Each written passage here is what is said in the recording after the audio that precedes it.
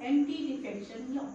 अब यहाँ पे डिफेक्शन का क्या मतलब है? डिफेक्शन का मतलब है दल बदल कानून। ठीक है, दल बदल।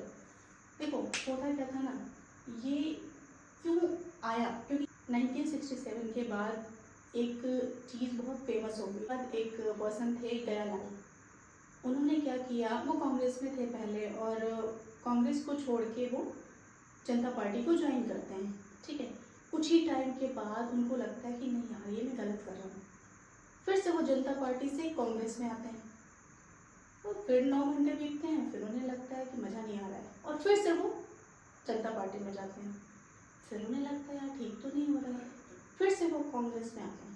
तो इन्होंने 2-3 बार लगभग ये काम किया और एक ही दिन में। ठीक है, तो फाइनली कांग्रेस की एक मीटिंग बुलाई गई। उन्होंने क्या बोला कि जो गयाराम थे ना वो अब आयाराम हो चुके हैं। ठीक है, तो यहाँ से एक फ्रेज बहुत ज़्यादा चल गया, एक लाइन बहुत ज़्यादा फेमस हो गई। वो लाइन थी आयाराम गयाराम, आयाराम गयाराम। ठीक है, तो इसका मतलब क्या है? दल बदल। एक्चुअली होता है क्या ना कि बहुत सारे पार्टी के लोग एक पार्टी से दूसरी पार्टी में कूदते हैं, फिर दूसरी पार्टी से पहली पार्टी में कूदते हैं या दूसरी से तीसरी में कूद गए।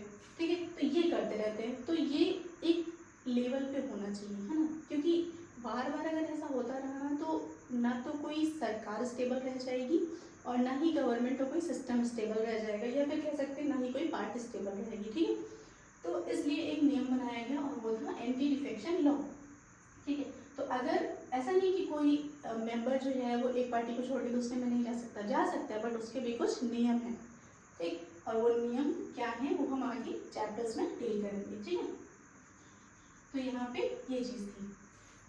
तो ये 52nd अमेंडमेंट एक्ट 1985 के थ्रू आया। एंटी डिफेक्शन लॉ मतलब ये है कि अगर कोई मेंबर एक पार्टी को छोड़ के दूसरी पार्टी में जाता है और प्रॉपर रूल्स को नहीं फॉलो करता है, तो वो अगर एमपी है या एमएलए है वो अपने पद से डिस्क्वालीफाई कर दिया जाएगा। ना तो वो एमपी बचेगा और ना ही वो एमएलए बचेगा। ठीक है, तो ये है 10 एंटी डिफेक्शन लॉ।